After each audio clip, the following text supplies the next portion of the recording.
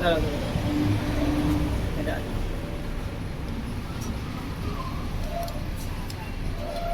এই, হ্যাঁ আচ্ছা। এখন এটা ঘুরাইলে কি ঘুরে দেখো, তখন যে বলছিলাম, এই যে দেখো কেন তেল উঠবে, তেল ওঠার একটা কারিশমা আছে না, এটা হচ্ছে একটা পাখা। এই পাখাটা যত স্পিডে ঘুরবে এখান থেকে তেল পাম্প আকারে, এটা হচ্ছে একটা পাম্প, তো তেলের পাম্প। এই তেল নিয়ে ও এদিক দিয়া এই যে লাইনগুলো আছে, সাপ্লাইগুলো আছে, এই একটা, তারপরে এই যে ভিতরে আরেকটা আছে, এখানে একটা পাইপ দেখেছিলাম না, ওই মেশিনে একটা সিলভারে পাইপ থাকবে, এদিক দিয়ে আসে এখানে আসবে, ঠিক আছে। তাহলে এটা এটা আহামরি কিছু না, এটা খুলে ফেললাম, আমার কাছে মনে হলো আপনি তো খুললেন, আমি আবার ইচ্ছা করলে লাগাইলে কাম হবে না, দেখবা উল্টা করে।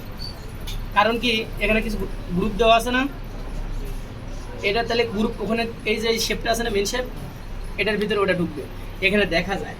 এখন এটা এইভাবে আছে, এইভাবে আছে, হ্যাঁ এই ঢুকছে।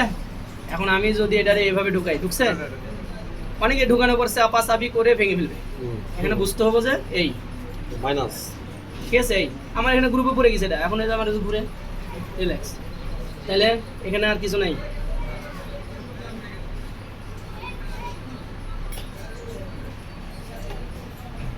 এটা লাগানোর সময় সবসময় সাবধান, এগুলো যেন ভেঙে না যায়, ভেঙে গেলে তো আবার সব পুরা সেটি লাগবে, প্লাস্টিকের কারণ তো। এটা তো আর ওই এমন না যে নষ্ট, টুকটাক সমস্যা।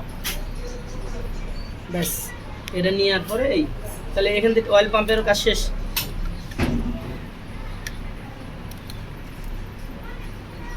দেখছো, মানে তুমি কত কি মিস করতেছিলা।